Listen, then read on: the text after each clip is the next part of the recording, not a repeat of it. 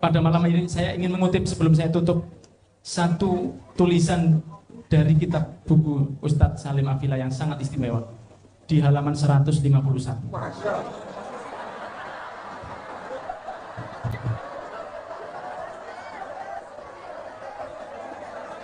Sabar dulu, sabar. Kalau Ustadz Hidayat kan biasa begitu. Bismillah, assalamualaikum warahmatullahi wabarakatuh. Alhamdulillahirrahmani arsala bil huda wa dini haqqin mustafahu ahmada. Allahumma salli wa sallim ala sayyidina Muhammadin. Salatan taghfiru biha jami'ad dhunub wa ala alihi wa sahbihi wa tabi'ina wa man bihadihi muqtada. Ashhadu an la ilaha illallah wa anna sayyidana Muhammadan abduhu wa rasuluhu la nabiyya ba'dah, amma ba'd. Para asatid yang saya cintai, yang semoga kelak di surga kita akan bersama-sama dengan beliau semua. Hadirin hadirat calon jamaah haji yang saya cintai, puji syukur pada malam hari ini kita dipertemukan dalam keadaan yang sangat istimewa. Ditulis di belakang kita, menggali spirit dan inspirasi dari kelahiran Rasulullah SAW dan hari pahlawan dan launching novel Diponegoro, Sang Pangeran dan Janisari terakhir. Semoga kita yang hadir pada malam hari ini tidak pulang kecuali membawa spirit yang telah kita gali bersama para asatid. Amin ya rabbal. Sementara saya pakai dulu samurainya. Oh ya Chris, 2 hari yang lalu baru pulang dari Jepang, jadi masih jantan. Hadirin dan hadirat yang dirahmati oleh Allah, saya tadi sangat tergugah mendengar Ki Roni Sadewo membawa kisah tentang Diponegoro. Maka perkenankan saya juga membawa kisah kelahiran dari kakek kami, yaitu Nabi Muhammad SAW. Digubah syair ini oleh Al-Imam Umar bin Muhammad bin Salim bin Hafid. Beliau mengatakan dalam sebuah syairnya, Fi rabi awalil abraq baruz nur toha al-habib alladhi fil hashr buhna tabaha. Allah Allah ya Allah, Allah Allah ya Allah, wassalatu ala tibbil qulubi dawaha. Allahumma salli ala Muhammad. Fi rabi awalil abraq baruz nur toha al-habibil ladzi fil hashr buhna tabaha. Di rabi awal ini telah kembang nur toha, cahaya dari Nabi Muhammad SAW, kekasih, al-habib, kekasih, alladzi, yang fil hashr, kelak di yaumil qiyamah. Boh, karena orang Yaman kadang-kadang menghilangkan nahunya dalam daruratus syair, dia yang mengatakan bihi dijadikan boh, al-habibil ladzi fil hashr buhna tabaha, kekasih yang nanti yaumil qiyamah kita akan berbangga dan akan sukses insyaallah berkah dari Nabi Muhammad yang membawa tangan kita semua insyaallah masuk ke dalam surganya Allah Subhanahu wa ta'ala. Maka Nabi Muhammad SAW dilahirkan di bulan yang mulia ini, dan subhanallahnya saya sengaja waktu mau dilahirkan ibu saya gak keluar sampai pas Senin 12 Rabiul Awal 1401 di Senin 12 Rabiul Awal. Cuman bedanya kalau Rasul Gubail al-Fajr sebelum subuh, kalau saya setelah subuh, ya meleset sedikit lah. Hadirin yang dirahmati oleh Allah, bahwa kelahiran Rasul SAW ini menjatuhkan berhala-berhala yang ada di Ka'bah, memadamkan api Persia yang sudah bergejolak selama 1000 tahun. Dan dengan lahirnya Rasul, semua umatnya ini mendapatkan kesempatan lebih mudah untuk memasuki surga. Dan para sahabat Nabi Muhammad SAW, sebagaimana yang disampaikan oleh Ustadz Salim Amita tadi, karena Nabi Muhammad tidak hanya mengajarkan umatnya untuk iktikaf saja, tapi Nabi Muhammad SAW juga mengajarkan mereka berdagang. Nabi Muhammad SAW juga mengajarkan mereka untuk ithar, yaitu mendahulukan kepentingan orang lain daripada kepentingan dirinya sendiri. Maka seorang Bilal yang mencintai Nabi Muhammad SAW itu pernah dihajar oleh Umayyah. ditaruh di atas padang pasir, di atas perutnya diberi batu, tubuhnya dicambuk, dan dia hanya mengejek ke Umayyah ketika dia diancam, kalau engkau tidak kembali menyembah berhala, maka engkau akan mati di tangan saya. Apa kata Bilal? Ahadun ahad. Koyok ngudang arek cilik. Seperti ibu tadi yang ya jari burine gak logo-logo kan. Seorang ibu yang menimang anaknya, itulah gaya Bilal menimang Umayyah.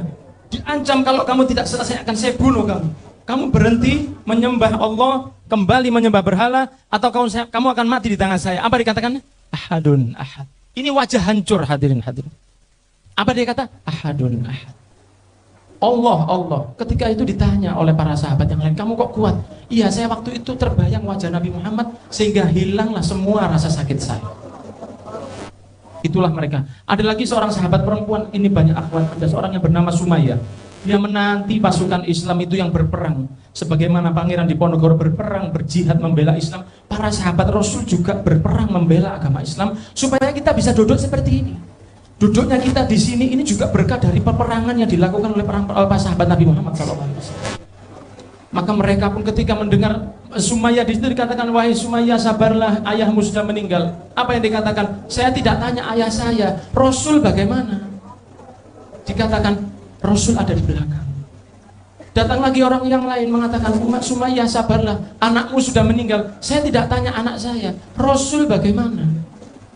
Datang lagi seorang yang lain mengatakan, wahai Sumayyah, sabarlah, bahwa saudaramu sudah meninggal. Saya tidak tanya saudara saya, Rasul bagaimana, masih hidup atau tidak? Terakhir dari belakang muncullah seorang yang berwajah indah, Nabi Muhammad SAW, yang dari wajahnya itu sinar cahaya yang luar biasa indahnya, yang dari keringatnya ini bau misik yang sangat indah. Tersenyum melihat Sumayyah yang di sana sambil mengatakan, ya Rasulullah, seluruh bencana ini akan hilang dengan melihat wajah. Allahumma sholli ala Muhammad. Begitulah mereka kepada Nabi Muhammad SAW. Kita tidak diminta untuk sabar dicambuk seperti Bilal. Kita tidak diminta untuk sabar seperti Sumayyah. Yang diminta oleh para asatid ini tidak repot, cuma les wes saja. Dimulai dari yang kecil-kecil, jangan buang sembarangan. Allah itu tidak minta yang berat ke kita. Kalau Anda tidak bisa sholat berdiri, ya duduk. Kalau tidak bisa duduk, ya tidur. Dan seterusnya. Anda tidak bisa puasa di bulan Ramadan, ya dikongkong. Anda berpergian jauh seperti saya tadi, ya sholat jamak langsung kosor 4 jadi 2, 3 jadi 1,5. Apa yang repot dari agama ini? Tidak ada yang repot. Tidak ada yang repot.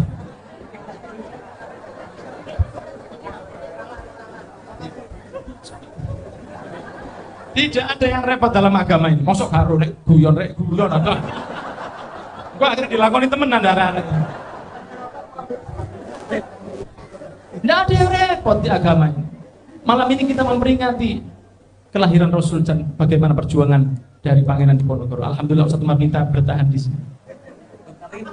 Mungkin berat bagi beliau, tapi alhamdulillah.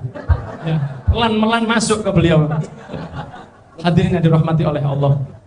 Pada malam ini saya ingin mengutip sebelum saya tutup satu tulisan dari kitab buku Ustadz Salim Afila yang sangat istimewa. Di halaman 151.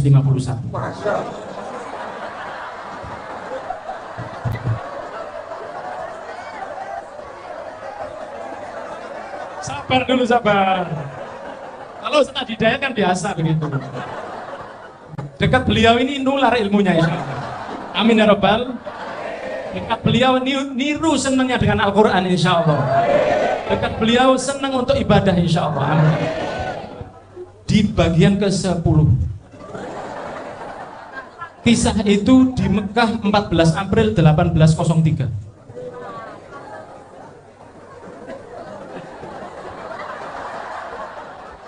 Di situ Ustadz Salim Afila mengutip setelah selesainya haji, maka orang-orang sudah mulai mengisi Masjidil Haram dengan taklim-taklim dan halakoh-halakoh. Benar Ustaz nggih? Ada di tempat Wakaf Mataraman. Wakaf Mataraman ini adalah satu tempat yang dibangun oleh Sultan Hamengkubuwono yang ke-1 pada tahun 1788. 25 tahun sebelum kejadian di 14 April 1803.